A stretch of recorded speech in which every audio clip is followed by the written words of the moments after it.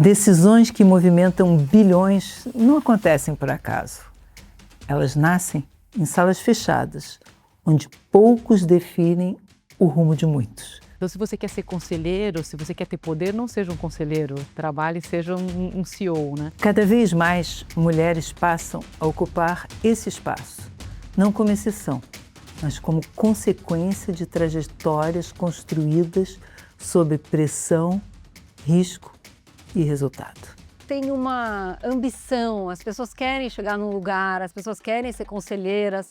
No Conselho Delas, o novo programa da Exame São Paulo, vou conversar com mulheres que ocupam essas cadeiras. E no episódio final, todas elas estarão reunidas na mesma sala, ao redor da mesma mesa, para simular uma reunião de conselho e debater um tema relevante e atual no mundo dos negócios.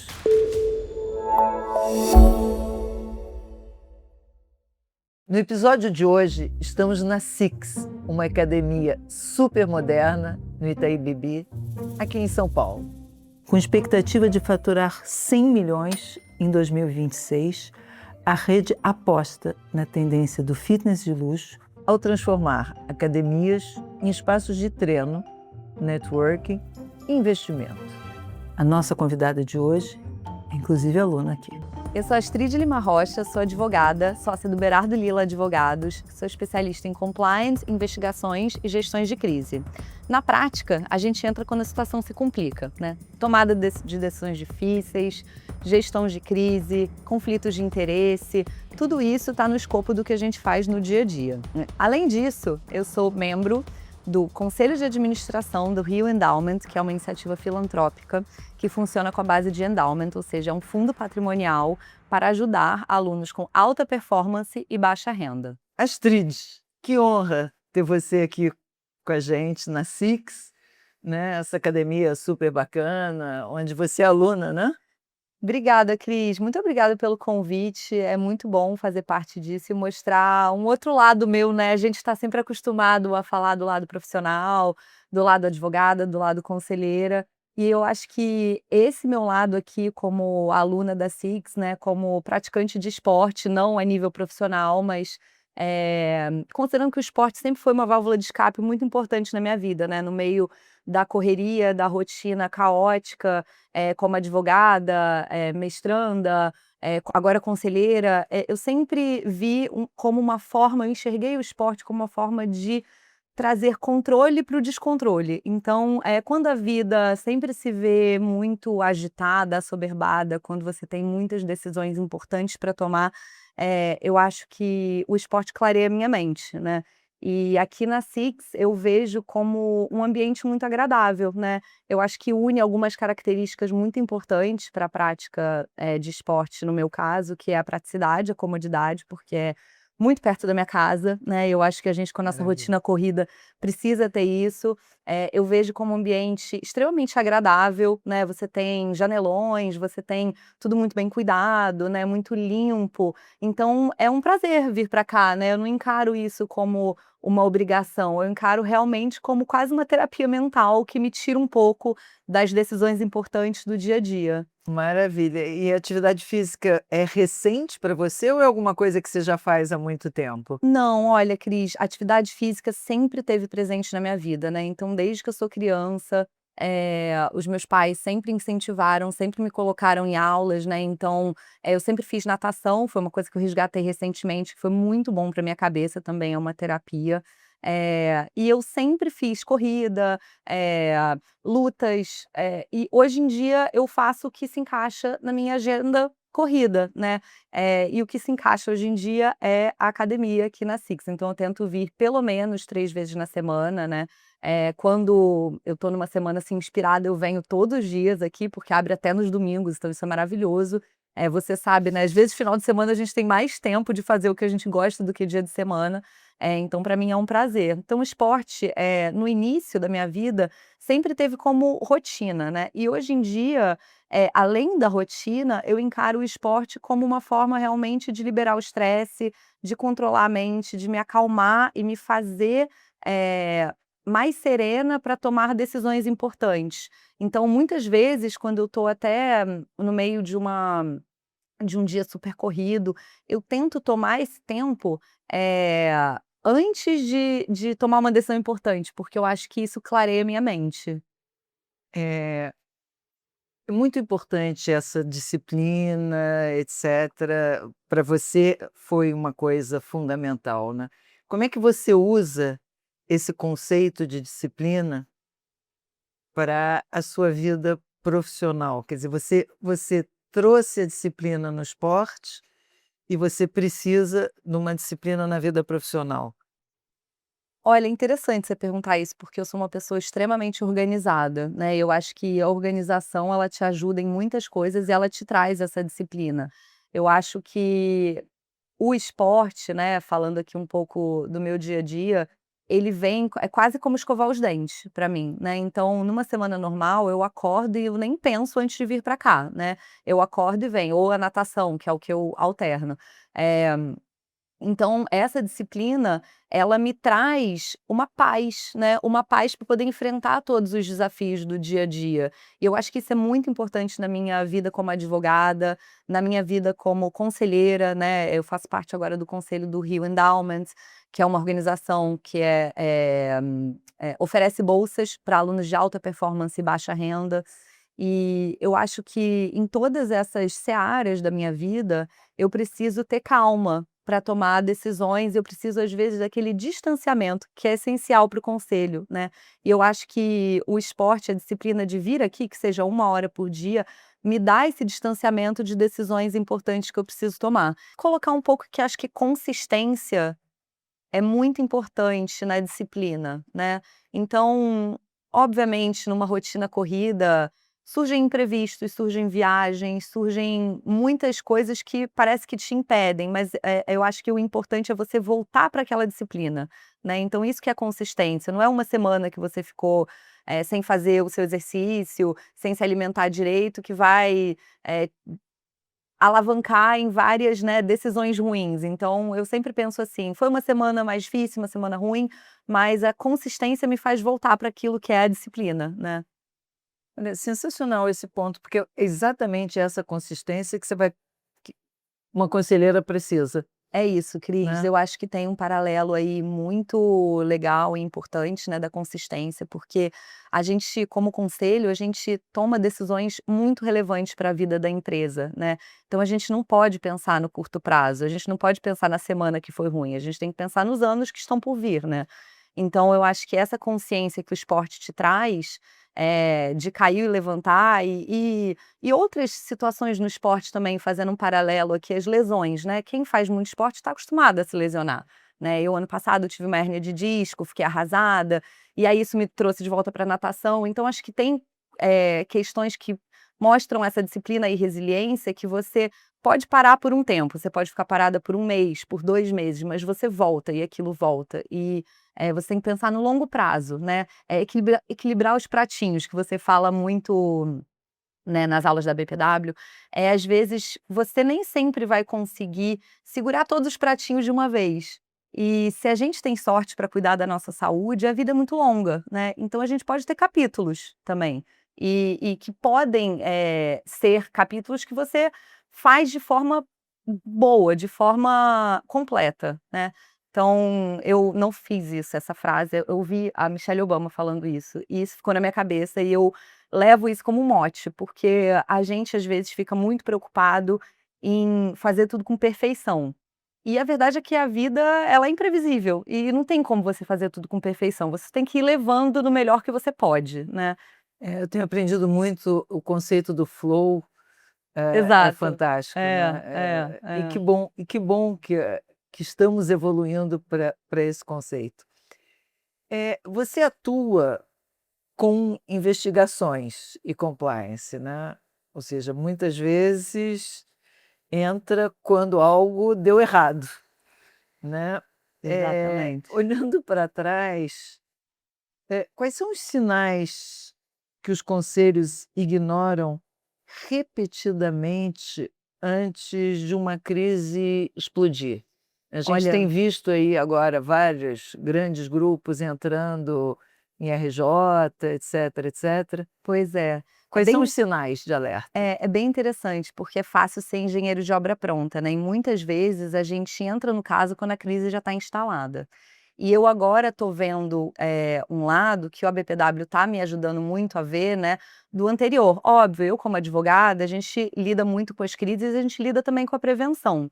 Os sinais que eu acho, respondendo a sua pergunta, são decisões aceleradas, tomadas, né, no calor do momento. A falta de poder analítico de um conselho, de olhar os materiais, porque eu acho que às vezes, os papéis do conselheiro se confundem muito com os papéis dos executivos, né. Então, quem assume uma cadeira de conselho tem que saber que aquela decisão é pensando no longo prazo, você tem que ter, tempo hábil para analisar os materiais. É uma responsabilidade muito grande, né, Cris. Então, muitas vezes e às vezes é uma falha de governança séria mesmo, de mandarem, né, o material para análise do conselho 24 horas antes, quando é uma decisão relevante. Nesse caso, na minha opinião, o conselho tem que se abster, tem que falar: "Eu preciso de mais tempo para decidir sobre isso".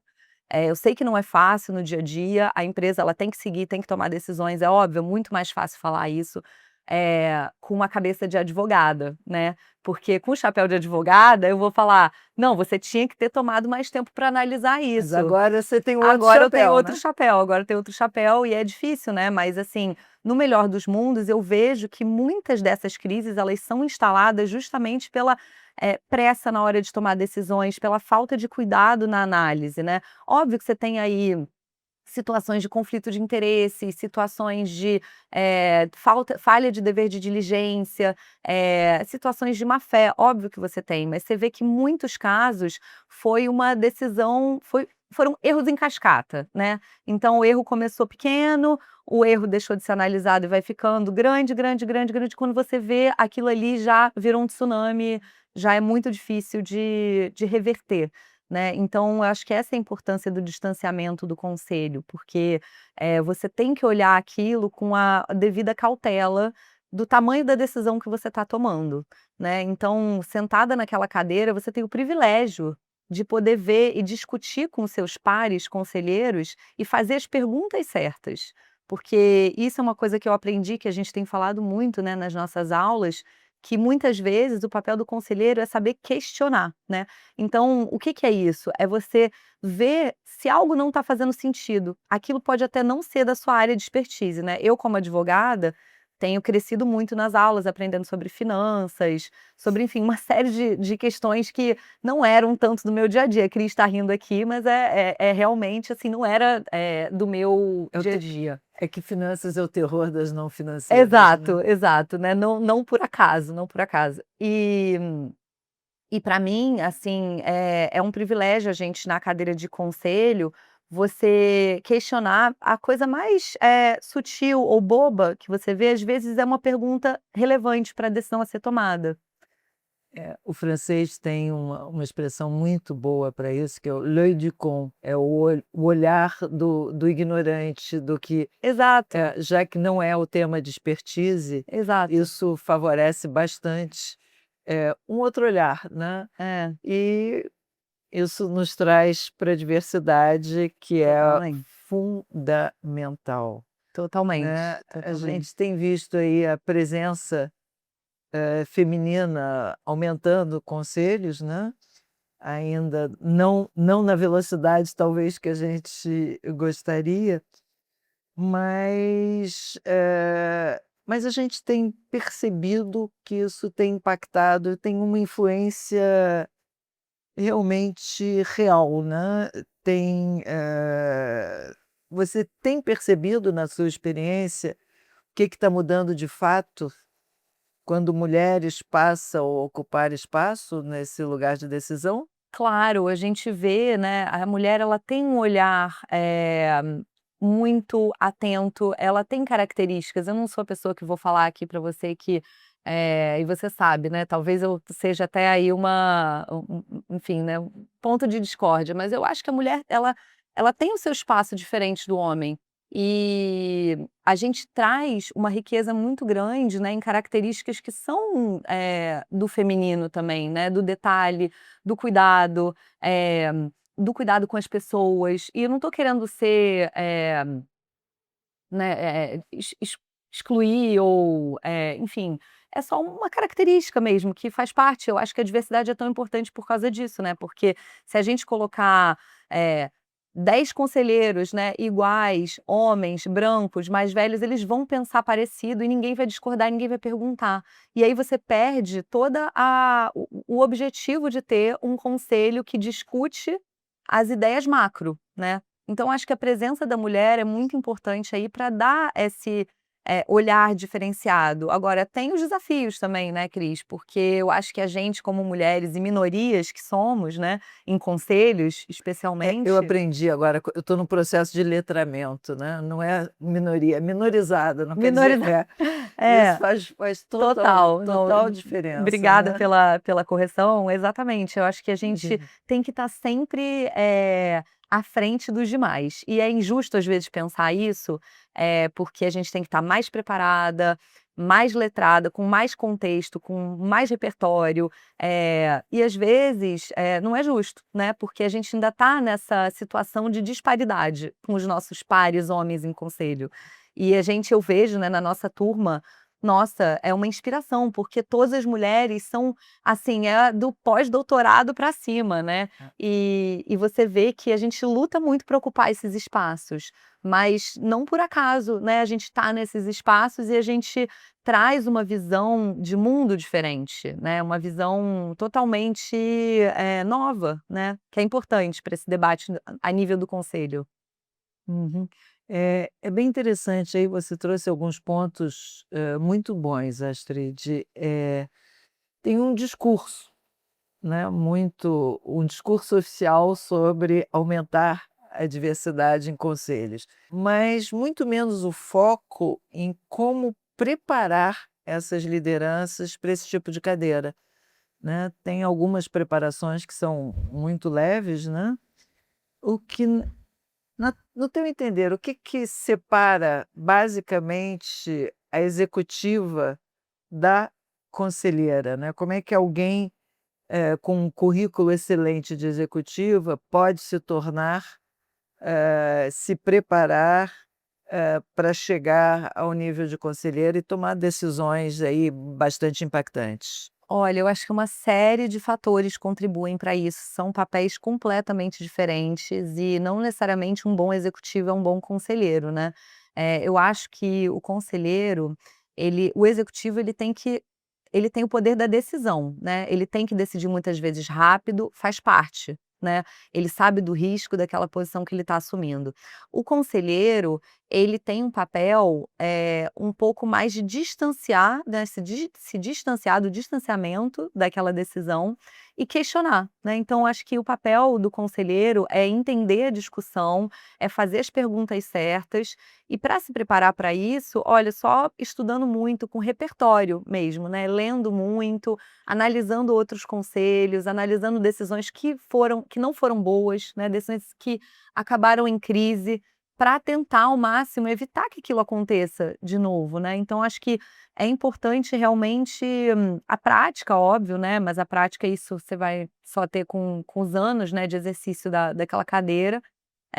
Mas eu acho que muito estudo mesmo, né, o que a gente faz na BPW é muito bom, porque a gente tem ali um ambiente rico de troca, né, conselheiras executivas, advogadas, contadoras, eh então acho que quanto maior o seu repertório, maior a sua chance de agregar para aquele conselho, né.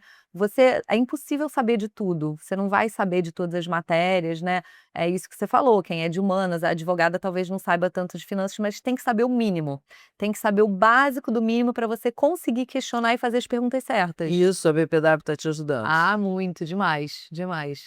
Sou muito grata, porque tem muitas, nuances, né, no aprendizado, não é só o aprendizado da sala de aula, é o aprendizado das conversas com as minhas ABPETs, né, parceiras, com os professores, né, alguns que eu já até conhecia, E, enfim, está sendo, assim, uma experiência, riquíssima no aspecto de ganhar repertório. Eu acho que isso é importante para saber questionar, né. Beleza. Você trouxe muito que os conselhos são espaços estratégicos, né. Você já presenciou, momentos em que um conselho realmente mudou o rumo de uma decisão, que o debate foi importante? Olha, Cris, como advogada, a gente assessora muito membro de conselho, né. Como conselheira, eu posso dizer que eu ainda não tive essa oportunidade, espero ter no futuro. Como advogada, a gente já viu muitas vezes, né, que a mudança de rumo das decisões, muitas vezes, não é por uma ruptura, mas sim por uma sequência de questionamentos, né, que isso vai moldando e levando o executivo a pensar de uma certa forma. É a beleza, né, É, é o conselheiro que não chega com o voto pronto, é isso. que ele escuta.